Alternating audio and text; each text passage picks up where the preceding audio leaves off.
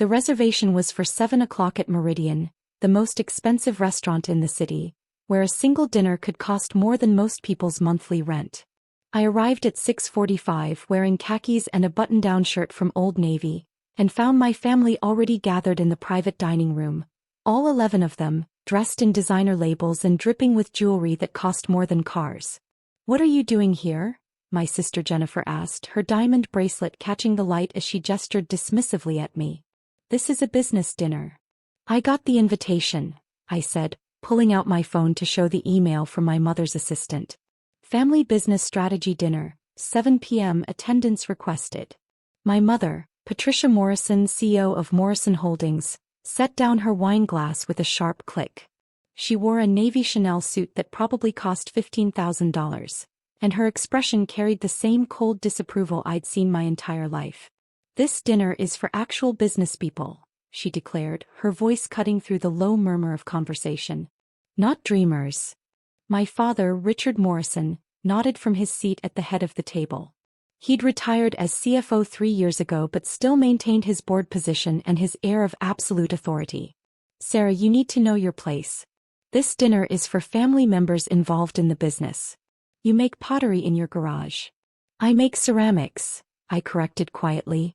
"There's a difference." "Not one that matters," Jennifer said. She was VP of Marketing, having married into her position through connections rather than competence. "We're discussing the acquisition of Techline Industries. A $200 million deal. What could you possibly contribute to that conversation?" My brother Michael, the COO, didn't even look up from his phone. "Mom's right. You don't belong here. This is embarrassing." I counted 8 family members at the table. My parents, 3 siblings, 2 spouses, and my uncle Robert, who served as general counsel. They all held positions in Morrison Holdings, the family empire my grandfather had built from a small manufacturing company into a diversified conglomerate worth $1.2 billion. And they all looked at me with varying degrees of disdain or pity. "I think there's been a misunderstanding," I tried again. "The only misunderstanding," my mother cut me off, "is you thinking you have any relevance to this discussion. You opted out of the family business 15 years ago when you decided to pursue your little art hobby. You don't get to opt back in when it's convenient." "I didn't opt out," I said. "I chose a different path." "A path that leads nowhere," my father said flatly. "You're 37 years old, Sarah. You live in a rental house. You drive a used Subaru. You sell coffee mugs at craft fairs. Meanwhile, your siblings are running a billion-dollar enterprise." My youngest brother, Thomas, who'd just been promoted to VP of Operations despite having worked at the company for only 2 years, smirked. "Maybe she's here hoping for a handout. Are you finally ready to admit your pottery thing failed?" "My ceramic studio is doing fine," I said evenly. "Fine," Jennifer repeated with a laugh. "That's the difference between you and us, Sarah. We don't aim for fine. We aim for exceptional. Market-leading. Industry-defining." "Speaking of which," my uncle Robert interjected, "we should begin. The Techline deal has time-sensitive components." He looked at me pointedly. "Sarah, this really is a closed meeting. Family members with active business roles only." "I have an active business role," I said. My mother actually laughed. "Selling mugs at farmers markets doesn't count as an active business role." "I also sell at galleries," I said. "And online. And through wholesale distributors." "How much do you make a year from that?" my father asked, his tone making it clear he already knew the answer would be insufficient. 30,000? 40? Your siblings are managing departments with annual budgets in the tens of millions. "Last year my ceramics business grossed about 75,000, I admitted. The table erupted in barely suppressed laughter. Thomas didn't even try to suppress his. 75,000, my mother repeated. "Your sister Jennifer's clothing budget is 75,000. Your brother Michael's car cost more than you earned all year. And you think you belong in a meeting about a $200 million acquisition. Maybe we should get security," Jennifer suggested. "This is getting sad." I pulled out my phone. "Before you do that, I need to make a quick call." "Oh my God," Thomas groaned. "Is this a performance piece? Are you going to call your Pottery Guild for moral support?" I ignored him and dialed a number I had on speed dial. It rang twice before someone answered. Douglas? It's Sarah Morrison. I need you to execute option 7. Sell all $290 million in holdings. It's all of them. Morrison Holdings, Morrison Manufacturing, Morrison Real Estate Trust, and Morrison Ventures. Every single share. Liquidate the entire position. The room went silent. Douglas Pemberton, senior managing partner at Whitmore Investment Group, didn't hesitate. That's the complete Morrison portfolio. Are you certain? Completely certain, I said. Contact the other firms too. I want every share I own in any Morrison entity sold by market close tomorrow. No exceptions. That will require board notification, Douglas said. You own controlling interests in 3 subsidiaries and significant positions in the parent company. Then notify them, I said. Actually, they're sitting right in front of me. Their phones should be ringing in about 30 seconds. I ended the call. My father's phone buzzed first. Then my mother's. Then my uncle's. Then Jennifer's, Michael's, and Thomas's in rapid succession. They all looked at their screens simultaneously, and I watched the color drain from every face at the table. What did you do? My mother whispered, staring at her phone. I'm exercising my rights as a shareholder, I said calmly. Something I should have done years ago, but I kept hoping you'd eventually see me as something other than an embarrassment. My father was reading his notification, his hands shaking slightly. This can't be right. It says Sarah Morrison controls 47% of Morrison Holdings through various investment vehicles. 47.3% to be precise, I corrected. I'm the largest single shareholder. Grandpa made sure of that before he died. That's impossible, Jennifer said. The company went public. The shares were distributed among family members. Most of them were, I agreed. But Grandpa kept a controlling block in a private trust. He gave it to me on my 21st birthday along with about $80 million in liquid assets. He told me to invest wisely and never let the family know unless I absolutely had to. My Uncle Robert was scrolling frantically through his phone. This is showing Morrison Manufacturing, 62% owned by Clearwater Holdings LLC. Morrison Real Estate Trust, 55% owned by Pacific Ventures LP. Morrison Ventures, 71% owned by Cascade Investment Group. All entities I control, I confirmed. Grandpa taught me to structure investments through multiple vehicles for tax efficiency and privacy. Apparently, it also worked for keeping my actual net worth hidden from judgmental family members. My mother's face had gone from pale to red. Your grandfather gave you $80 million? When? 16 years ago, I said. He told me he was disappointed in how the rest of the family had turned out. Too focused on appearances, not enough on substance. He said you'd all forgotten that Grandpa started Morrison Holdings by making quality products, not by wearing expensive suits and looking down on people. So you've been sitting on this fortune for 16 years? Michael demanded. While we all thought you were broke? I'm not broke, I said. I never was. My ceramic studio isn't a failure. It's a hobby I genuinely enjoy. I don't need it to support me because I have a diversified investment portfolio currently valued at approximately $290 million. Most of which is invested in Morrison entities. Was invested, my father said hoarsely, still staring at his phone. You just ordered it all sold. That's correct, I said. I called Douglas Pemberton at Whitmore Investment Group. I also have holdings managed by Goldman Sachs and Morgan Stanley. I'm calling them next to liquidate those positions too. Thomas looked genuinely panicked. You can't do that. If you dump that many shares at once, it'll tank the stock price. I'm aware, I said. The market will interpret a major shareholder completely exiting their position as a lack of confidence in the company's future. Stock price will probably drop 15 to 20% in the first day alone. That's market manipulation. Jennifer exclaimed. No, my Uncle Robert said quietly, his legal mind working through the implications. It's not. She's entitled to sell her shares whenever she wants. She's notifying the board as required by SEC regulations. Everything she's doing is completely legal. My mother stood up, her chair scraping against the floor. Sarah, you can't do this. Do you know what this will do to the company? To the family? I imagine it will significantly reduce your net worth, I said. And probably make the Techline acquisition much more difficult, since your stock price will be in free fall and your access to capital will be constrained. Why? My father asked. Why are you doing this? Because this dinner is for actual business people, I said, echoing my mother's words. And you just made it very clear that I don't qualify. So I'm removing my business from your business. Simple as that. My phone rang. I answered it on speaker. Ms. Morrison, this is Catherine Zhou from Goldman Sachs. We just received notification from Whitmore Investment Group about a mass liquidation order. Can you confirm you want us to proceed with selling your Morrison Holdings positions as well? Confirmed, I said. Sell everything. Every Morrison-related asset in every portfolio you manage for me. That's approximately $93 million across multiple funds, Catherine said. Combined with the Whitmore positions, you're liquidating roughly $380 million in total assets. My brother Michael made a choking sound. Wait, my mother said desperately. Just wait. Let's talk about this. How you want to talk, I observed. 30 seconds ago you wanted security to remove me. Ms. Morrison? Catherine was still on the line. Should I proceed? I looked at my family. My father had his head in his hands.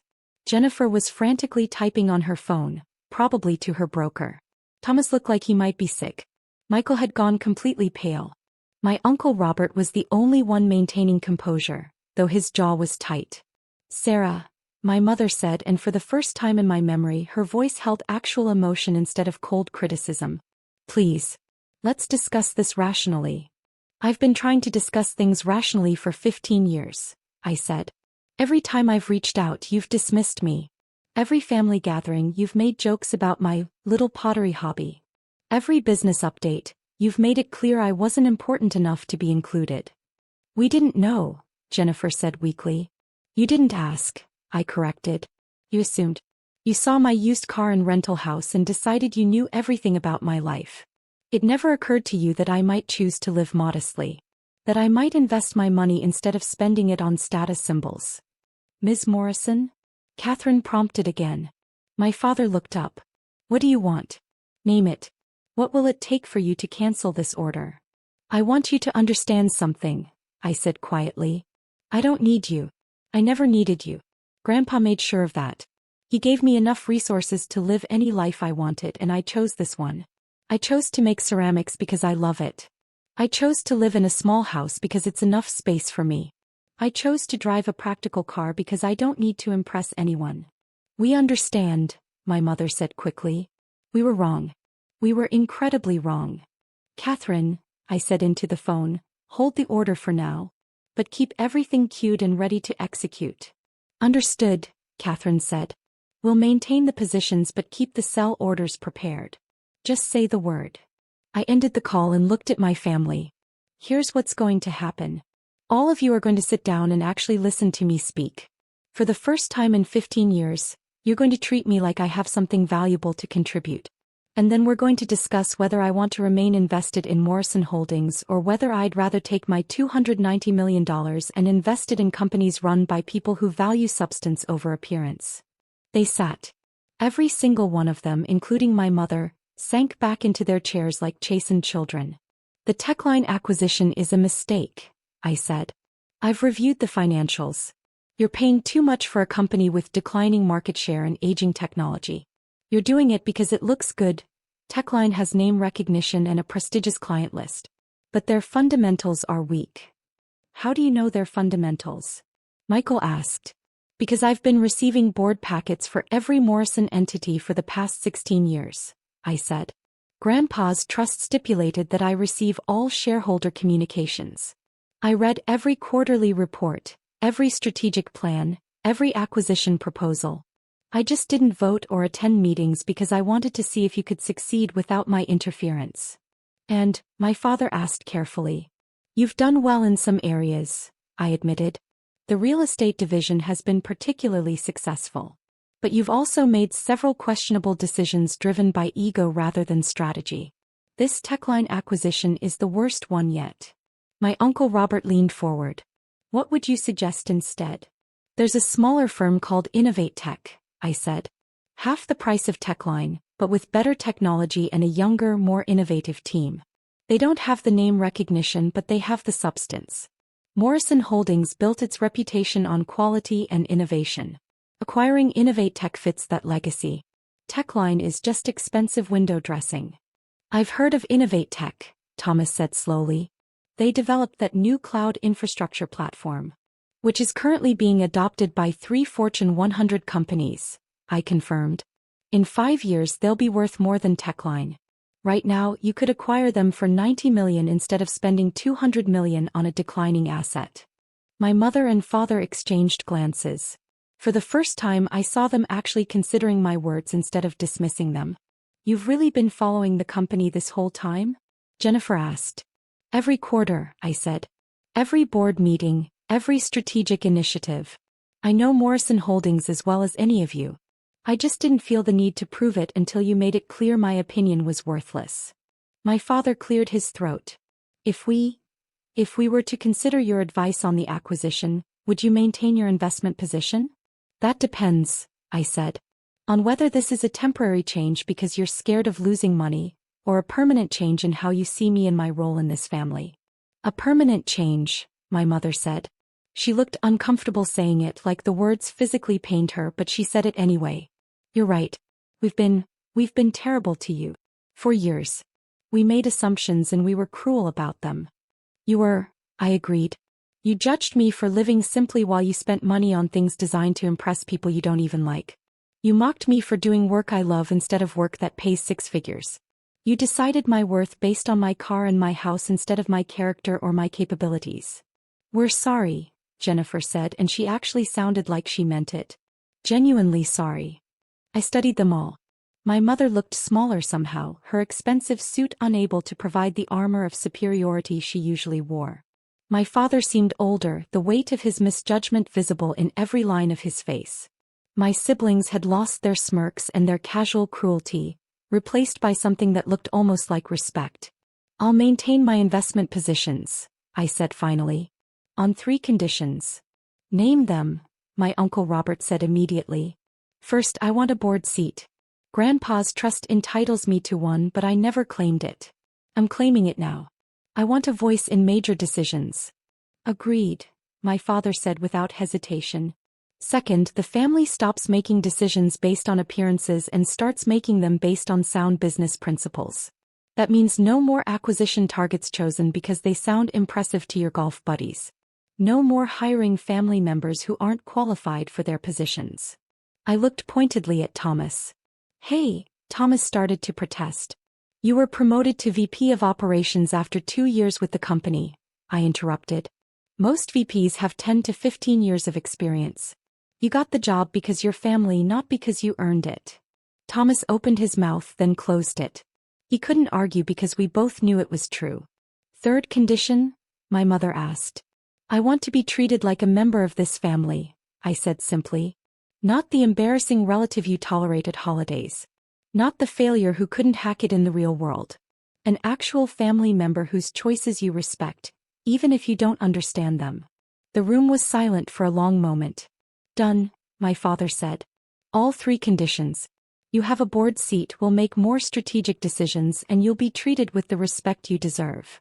Starting now, my mother added. Sarah, would you stay for dinner? We'd value your input on the Innovate Tech acquisition. I pulled out my phone and called Catherine Joe back. Cancel the liquidation order. Maintain all positions. Confirmed, Catherine said. Positions maintained. I'll send you the updated portfolio summary in the morning. I ended the call and sat down at the table, not in my original seat at the far end, but in an empty chair closer to the center. My family rearranged themselves to make room, their movements uncertain but deliberate. A waiter appeared and I ordered the salmon. My mother ordered another bottle of wine, a $3,000 Bordeaux that she insisted I try. Tell us about Innovate Tech, my Uncle Robert said, pulling out his tablet. You said they're being adopted by Fortune 100 companies? I spent the next 20 minutes walking them through Innovate Tech's technology, their market position, their growth trajectory, and why they represented a better strategic fit than Techline. My family listened, actually listened, taking notes and asking intelligent questions. The cloud platform alone could generate recurring revenue of $50 million annually within 3 years, I explained. Techline's revenue is flat. They're living on legacy contracts that won't renew forever. Why didn't our analysis team catch this? Michael asked. They did, I said. It's in the appendix of the acquisition proposal, page 47. But the recommendation was to proceed with Techline anyway because of their market reputation. My father looked embarrassed. I didn't read that far. Neither did I, Jennifer admitted. I read the whole thing, I said. All 63 pages. Because unlike you, I don't have a team of assistants summarizing documents for me. I have to do my own research. You have $290 million, Thomas pointed out. You could hire a whole team of assistants. I could, I agreed. But then I'd lose touch with the details. Grandpa taught me that. He said the moment you stop reading the full reports is the moment you stop understanding your business. Grandpa was a smart man, my Uncle Robert said quietly. He was, I agreed. He was also disappointed in most of you. He told me that before he died. He said you'd forgotten what made Morrison Holdings successful in the first place. Quality products, smart decisions, and treating people with dignity regardless of their position. My mother winced. He said that. He did, I confirmed. He said the company had become more about status than substance. That you'd all started valuing the appearance of success over actual success. That's why he gave me the money and the controlling shares. He hoped I'd remember what he taught me and use it when the time came. The time has come, my father said. Clearly. We spent the rest of dinner discussing business strategy. I shared my analysis of several other opportunities I'd been tracking. A small manufacturing firm with innovative processes, a real estate development in an emerging market, a technology startup developing AI tools for industrial applications. My family took notes, asked questions, and for the first time in my adult life, treated me like I had valuable knowledge to share. By the time dessert arrived, the atmosphere had shifted completely. Jennifer asked about my ceramics work with genuine interest rather than condescension. Michael wanted to know how I'd learned to analyze companies so effectively. Thomas admitted he felt overwhelmed by his VP position and asked if I'd be willing to mentor him. I'd be happy to, I told Thomas. But you need to be willing to put in the work. Read every report. Understand every department. Learn the business from the ground up, not from the executive floor down. I will, Thomas promised. I swear. As dinner ended and the waiter brought the check, which my mother paid without comment or complaint, my father stood and cleared his throat. Sarah, I need to say something. On behalf of all of us. He gestured to the table. We've been fools. Blind, arrogant fools. We looked at your life and saw failure when we should have seen success. We saw your choices as weakness when they were actually strength. You had the courage to live authentically while we've been performing for an audience that doesn't even matter. Well said, my Uncle Robert murmured. We can't undo the past 15 years, my father continued. We can't take back the cruel things we've said or the dismissive way we've treated you. But we can do better moving forward. We can be the family Grandpa hoped we'd be. If you'll give us the chance. I looked at them all, my mother with tears in her eyes, my siblings looking genuinely remorseful, my uncle nodding encouragement. They weren't perfect. They'd probably slip back into old patterns sometimes. But they were trying and that mattered. I'll give you the chance, I said. But understand this. I'm not changing my life to accommodate your expectations. I'm still going to make ceramics. I'm still going to live in my rental house and drive my Subaru. I'm still going to shop at Old Navy and sell mugs at farmers markets. Because those things make me happy and I don't need your approval to live my life. We wouldn't want you to change, my mother said. You're the only one of us who actually figured out what matters. We left the restaurant together, walking out into the cool evening air. My family's cars were lined up in the valet section. A Mercedes, a BMW, a Tesla, a Lexus. My Subaru was in the public lot 2 blocks away. Do you want a ride to your car? Jennifer offered. I'll walk, I said. It's a nice night. Sarah, my mother called as I turned to go. Board meeting is next Thursday at 10 a.m. I'll have my assistant send you the details and materials. I'll be there, I said. I walked to my car, climbed in and sat for a moment before starting the engine. My phone buzzed. A message from Douglas Pemberton. That was the most dramatic liquidation order I've received in 30 years. Glad you canceled it. Though I have to ask, were you really going to follow through? I typed back, absolutely. They needed to understand that family means more than net worth. Well played, Douglas responded. Your grandfather would be proud. I drove home to my rental house, a modest 3-bedroom in a quiet neighborhood where I had a detached garage I'd converted into my ceramic studio. Inside, I changed into old jeans and a paint-splattered t-shirt, tied back my hair and went out to the studio. I had a commission to finish. A custom tea set for a client willing to pay $3,000 for handmade ceramics. Not because she knew I was worth hundreds of millions, but because she valued the quality of my work. As I centered clay on the wheel and began to shape it, I thought about the evening. About my family's shock and subsequent contrition. About the board seat I'd finally claimed. About the respect I'd finally demanded. But mostly I thought about what Grandpa had told me 16 years ago when he transferred that money into my account. Money is a tool, Sarah, he'd said. Use it to build the life you want, not the life other people expect. And remember, real wealth isn't in your bank account. It's in knowing yourself well enough to choose happiness over approval. I'd chosen happiness. I'd chosen ceramics and craft fairs and a simple life that brought me genuine joy. And when my family had pushed too hard, I'd used Grandpa's tool exactly as he'd intended, to show them that their approval was worthless compared to my peace of mind. My phone buzzed again. A group text from Jennifer to all the siblings. Family dinner next month at my place. Sarah, please come. And bring some of your ceramics. I'd like to buy a set for my dining room. I smiled and typed back, I'll be there. And I'll bring a catalog. Thomas replied, can you bring that business analysis you mentioned? The one about emerging markets? Michael added, and maybe we could schedule some time to talk about the manufacturing division? I think we're missing some opportunities. I set down my phone and returned to my wheel, shaping clay with practiced hands. Tomorrow I'd be a board member at a billion-dollar company. Tonight I was a ceramicist making a teapot. And both of those things were exactly who I wanted to be. Outside my studio window, the sun had set completely, leaving the sky scattered with stars. Inside, my hands worked the clay into something beautiful and functional. Something that would bring someone joy long after tonight's drama had faded into memory. That, I thought as I shaped the final curve of the teapot spout, was what success really looked like. Not designer suits or expensive cars or corner offices.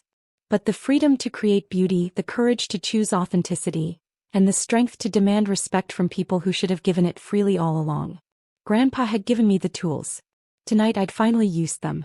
And tomorrow I'd show my family what happened when you combined $290 million in investment capital with someone who actually understood that money was meant to serve life, not the other way around. I finished the teapot at midnight, carefully lifting it from the wheel and setting it aside to dry. In 2 days it would be ready for its first firing. In a week I'd glaze it. And in 2 weeks, my client would receive a handmade tea set worth every penny of her $3,000 commission.